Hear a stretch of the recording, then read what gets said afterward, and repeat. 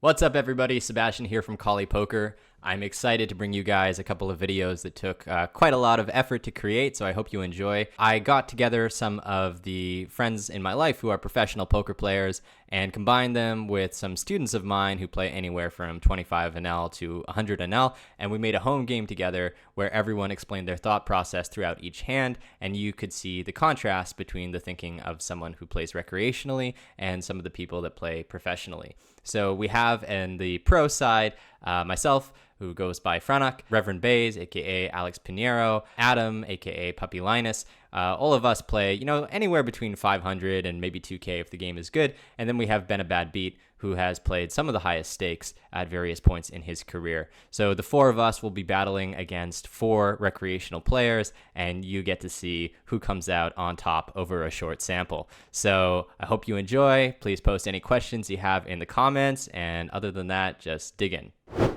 First hand to play, open Jack 10 suited. Okay, we get a 2 big blind open, and we've got a 3-bettable hand. I'm such a whopper with this software. Oh my god, I've never used this. How do I make it, 6.5? Oh my god, not to 16.5. No, don't make it 16. Please. Okay, we're good. And then ace-8 of hearts we can open on the left. And we will call the 3-bet. 6-3-4. Not my favorite board. Not my favorite board from this configuration. I don't have my RNG set up or anything. This is a disaster. We'll half pot this. 2 overcards in the backdoor, flush draw, decent hand. I plan to just let it go to a bet. Got the fold, nice. Okay, we'll show the queen. Okay, we open the cutoff and we get a call from a reg in the big blind, and middle pair on this texture are going to be a very high frequency check, though I think we could bet small. We'll check it this time.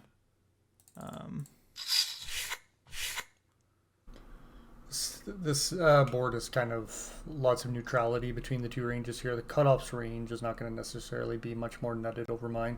His overpair region is good, but it's not necessarily nutted. Once he checks back here, we have pretty common probe opportunity.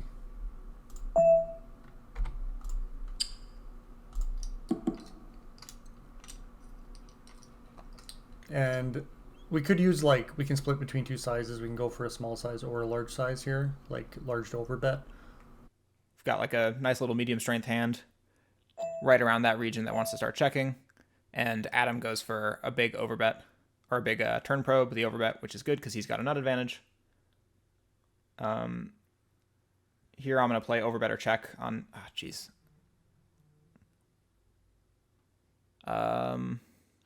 We'll go ahead and toss this one against Adam. And we'll check back deuces. Here we have the same opponent. Checks back. Eights is a little bit too good to want to put into any of a bluffing region for a large size. Also betting small. Our equity retention is not as good. I think our hand is indifferent against overbet there. Definitely don't beat any value. And we've got an okay bluff catcher, I guess. Blocking an 8's pretty decent. Having 5 outs against strong top pair that might do that at low frequency is fine, but it's not amazing. We have better bluff catchers, ones with redraw. So I think probably I think I'm pure folding that. We'll check back twos again. Double check back here. We could go for some thin value.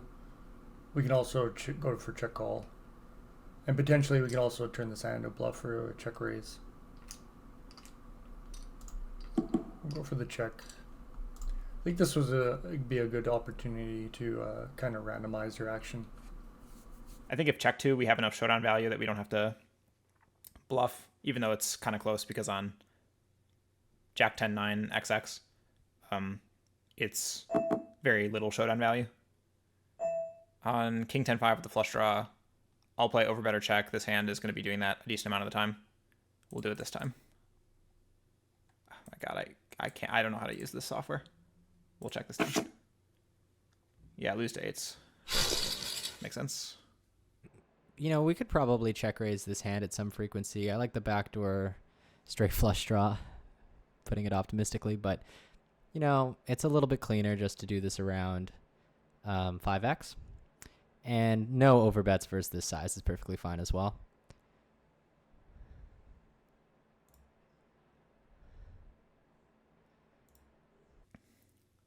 On this turn, we're going to be playing another really polar strategy. So I think our hand's going to be an optional bet. A gut shot and an overcard.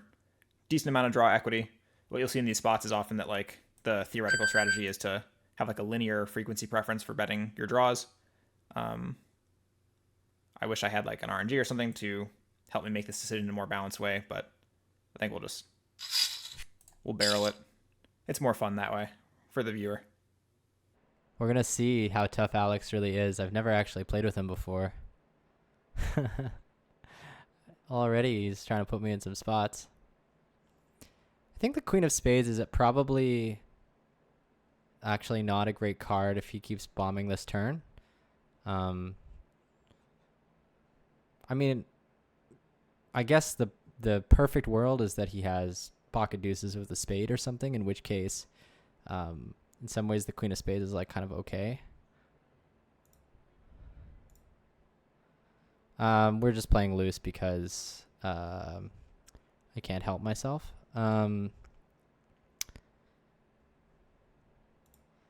Yeah, I mean, I think we're just going to call this hand like some of the time. Like, we'll just roll it.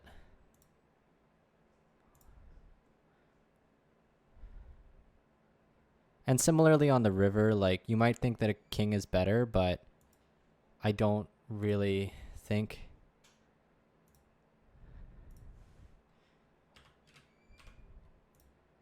I don't think it matters too much. So yeah, actually, I think, like, I don't know, just trying to play theoretically here, I think this is a decent hand to give up.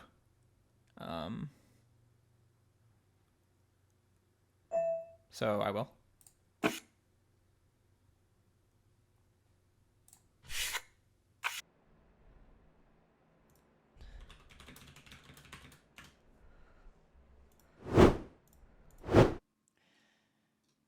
Open up the king jack.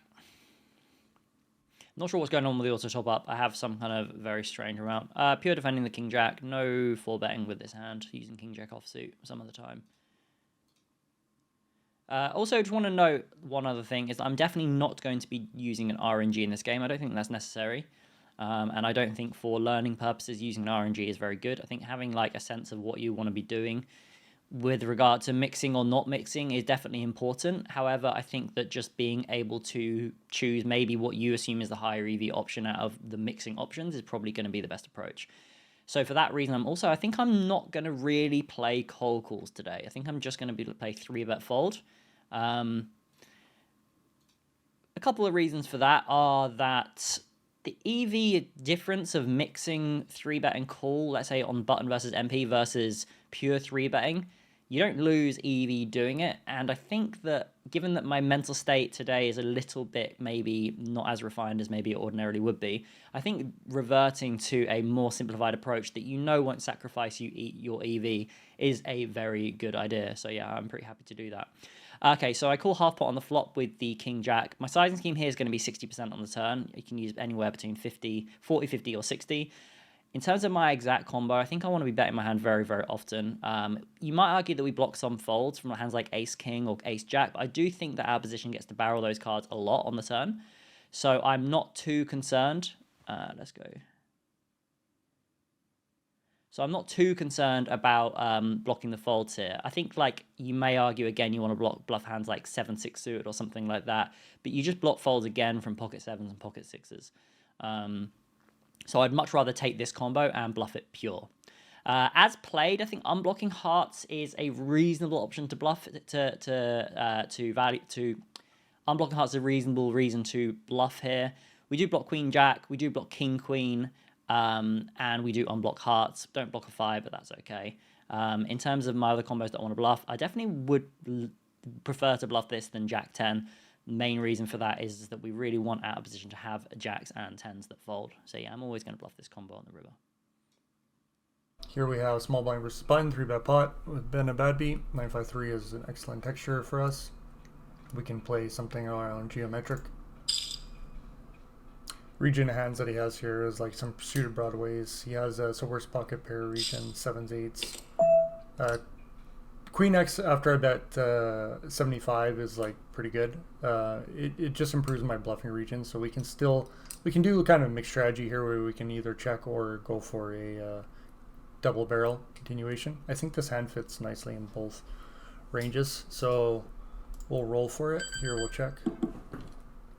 His pocket pair region of like 7s, 8s, 6s, 4s have very little equity versus my hand, so there's no reason to worry about giving a free card of that. The only region of hands potentially is the backdoor flush draws with ace high. So if he has something like ace 4, ace 3, ace 9, 8, ace 10. Although like holding the 2 10s and blocking a lot of those is quite good. I think we have a pretty easy call here. Check jamming is not really a thing. 5 is really nice, reducing the amount of 5x he has or suited connectors. So like the suited connector region of 5-4 is now diminished. He might even decide to lose control of his frequencies here. Although I think, Bena is a pretty good player here, so he should understand that there's certain regions of his hands that he has to give up on when he's only able to bet 53% of the pot. And here we'll be calling.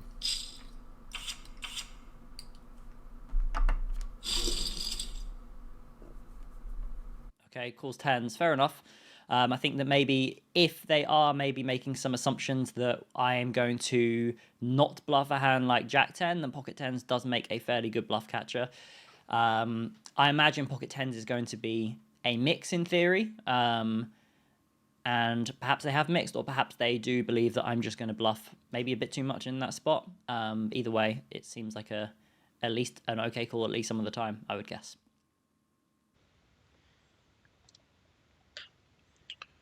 Ooh, nice flop, 2 pair. Just want to check everything here. I'm going to be using small bets and checks on this texture. It's definitely a board that you can use size up if you want to. But kind of, again, taking my kind of more simplified approach today, I'm just going to bet small. And on this really dry board, I think this falls into the check raise category.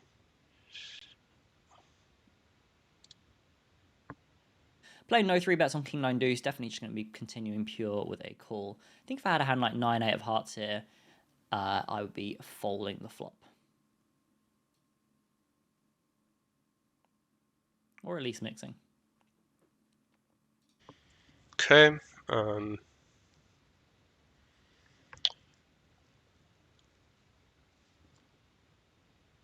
think this is a check. Ace better for in position than me. We lose to better 2 pair sometimes now. Great card for in position. I think I'm going to be bet calling more ace X than out of position is going to be check raising. Yes, they are going to have some like ace 3, ace 4, ace 5. Actually, it's versus cutoff, so they're not really going to have ace 3.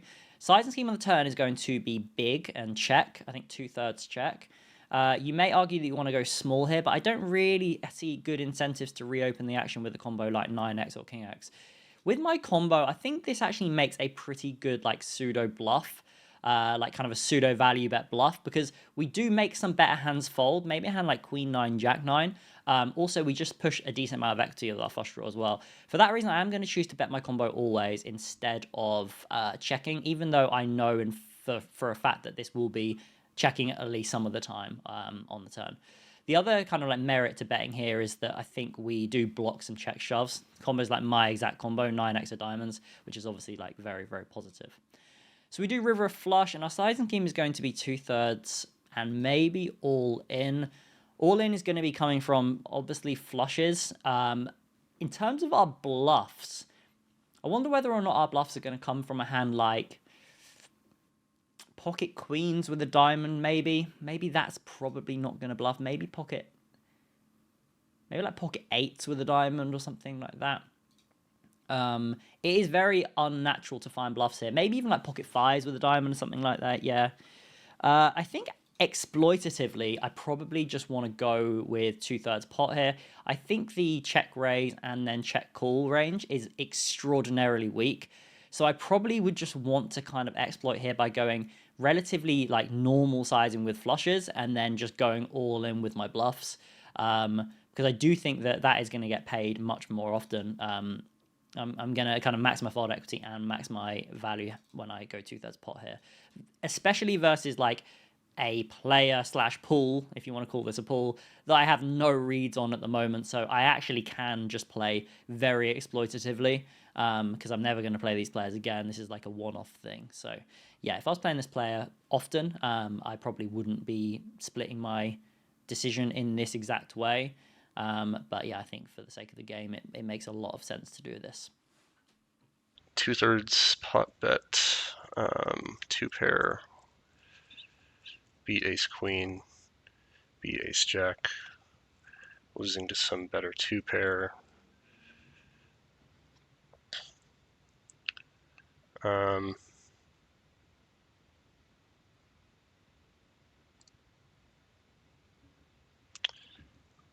I don't know. I think it's close, and we need to call.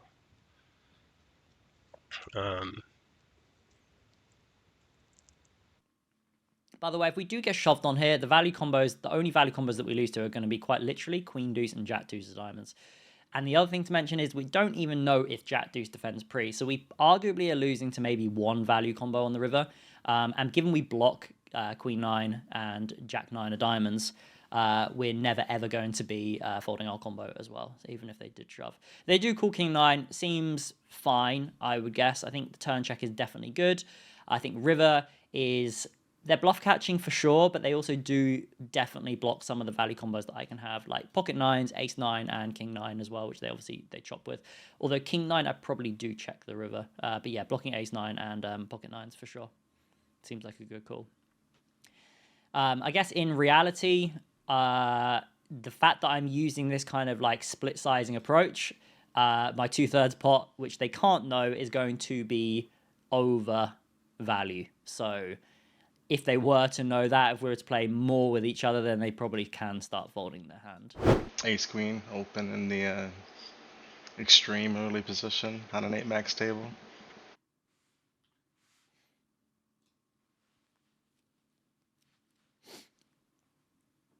Ace jack, we're going to be using probably half pot check. I think combo gets to bet sometimes. I think that just kind of bucketing with like queen jack and king jack and queen jack, and then checking ace jack without a diamond probably makes quite a lot of sense. So I might just bucket this one into a check. Ace king on the monotone flop, we're going to be using very small bets and checks. This like 9-7-6 is definitely going to favor the in position player, but on the monotone flop, it probably is going to be fairly symmetrical. So I'm going to be using small bets and checks. I think I'm going to bet this one, though. I'm going to be going 10% pot. God, it's so weird playing these stakes. Ace-Jack now, I think we definitely can start developing bets. I'm not going to bet this one always in theory, but I think with my exact combo, I am going to bet it always. I think half pot or 2/3 pot are both fine. This occasion, I'm going to use 2/3 pot. He should bet pretty small here, like maybe 10% pot, 15% pot. I wouldn't expect much larger. Ace queen overs with really bad outs if I hit an ace or queen. It's pretty much a fold. Give up here on this hand. Did exactly as I spoke. But I really don't have a lot I can continue with. I'm going to call one. Ace King, we can definitely continue barreling here with the heart. We do block some flushes, king, queen, king, jack, king 10. Don't know if Under the Gun's ever going to defend ace, king of hearts. We unblock some ace, x of hearts. Well, obviously unblock all the ace, x of hearts, but imposition doesn't really have offsuit combos of ace, x of hearts. It's only the suited combos. So I think that like barreling this combo more often does definitely do okay. I think checking is okay as well though. But I think because I went 10% on the flop, I am actually just going to bet my hand on the turn often and go with this sizing. Like I said, I was betting, what is that, like 3/4 pot? I think I'm gonna just fold king 9 over here, but bet 3/4 pot. This is pretty much just a give up right here, without really any additional outs. I think on the river, if it bricks, I'm not going to use this combo as a bluff. I think I need to then favor combos with the ace of hearts, simply because, as I said, this player is going to be defending more suited aces than they're going to be defended suited kings. So yeah. Again, fours mix, well, in theory, when you open it, you're probably going to call most of the time, but you're only going to open it like 10 or 15% of the time. Again, for the sake of the video, though, to get interesting hands, I am just going to be calling my hand always. Definitely don't tell these players that I'm calling all my pocket pairs always, though, please. On the double Broadway, or the paired Broadway board, I'm just going to range bet half, or that's 1/3. Flop, I'm assuming we're going to see at least kind of half pot. Okay, they go 1/3 pot. It's pretty close. I think we just have a fold. I think if this is queen, queen 3, we can defend. Ace 9's always a fold here. Yeah, I mean, it's definitely going to be a fold. Defending 7s plus and then folding under pairs. Queen, queen X, just way better for the imposition player. I'm just wondering whether or not, for the sake of the video, we can justify a mixed kind of, well, a mixed raise / call and do it always, but it just is going to be a pure fold, I think, so, especially in these positions, so I'm going to get out of there. Okay. Got to get out of the chat here and play this pocket 2's hand against Bena. Queen 8-3 rainbow versus the big blind. I don't think this is a board we're going to get to range bet. I think maybe on the queen 7-3 we can start developing range bets, but on this texture not. I think 9s just makes, again, just an intuitively bucketed check. Whether or not there are c-bets going on here with this combo or not, I'm going to just like play more of that kind of approach of like, this is one of the combos that does make sense to check. Admittedly, this makes more of a bet than pocket 10s or pocket jacks. But yeah, if we're going to treat 9s, 10 jacks as kind of relatively similar combos, I do think checking this hand makes quite a lot of sense. Going to be check folding this one against him, and he's going to be betting a whole lot on queen 8-3. I mean, actually, he could be using a larger bet strategy, so he might be betting less often than if he were B33ing. So he might not face a bet, but if we do, we're just going to be checking. Yeah, okay, so he checks. So he's probably playing like a larger, better check strategy. Or he might have just gotten like, you know, one of the 30% of his range that he's checking back when he plays a B33 strategy or so from early position queen 8-3. Gonna try and head for showdown against a strong ace high. Not like our hand can really do that much else. Because again, he's opening from a very early position, so that indicates that Bena's got a pretty strong range. And when he checks back, I'm thinking he's concentrating towards the medium parts of that range, the middling parts, the medium pocket pairs, the 8x, the low pocket pairs, maybe a weak queen. After he checks back the turn, though, that's going to reduce the likelihood of a weak queen, I believe. So now I think Bena's looking at mostly like ace highs, the occasional piece of junk, and a bunch of medium pocket pairs and 8x.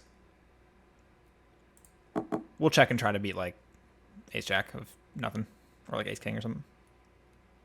Turn, I don't really see good merits in reopening the action. Yes, there is some denial and protection to be had, but our combo does get screwed versus raise. We can't do anything versus raise. We also unblock check raises as well with our 9s, which means it is just going to happen a little bit more often than we might hope it to. So I do think checking. On the 6 of spades, if we do get a check on the river, I definitely think this is going to be a check in theory. However, I think this is going to be a very, very underprotected node versus the triple check. So for that reason, I will reopen the action as a value bet on the river. If we do face a bet on the river, depending on the sizing, we have pretty terrible blockers to call. So yeah, we probably would have just folded. As played, as I said, I think this is just a very clear check in theory, but I am going to value bet. Even though it is underprotected, I do think we get under-raised as well on the river. When I say underprotected, I mean underprotected via calls as well. So I don't expect to face enough raises on the river. So it's kind of a bit of a free roll. Now our hand's indifferent. We've got an alright bluff catcher. I don't think our cards really interact with much of anything in Bena's range. With the exception of like ace-2 of spades being probably a good blocker to have. Or the 2 of spades being a good blocker because of ace-2 of spades, I mean. But yeah, I think our blockers are like almost irrelevant, and this is such a wide range spot that our blockers are like omega irrelevant. So this is just a question of, do I think Ben is bluffing enough here? And the runout is going to be like relatively unconnected to his range, though a lot of what he gets here with in the check back flop, check back turn line is going to be like medium strength stuff and stuff that appears to have some showdown value. So it's not like the most appetizing spot to bluff, even if you do get here with a hand that can do it, like a weak ace high. Maybe Ben is thinking those weak ace highs have some showdown value, though he's a good player, so I bet he's going to know that he can bluff like a weak ace high. But yeah, I don't know. Our hand's indifferent. Fuck it. I rolled 86. Let's call. And Bennett takes me to a very small bit of value town.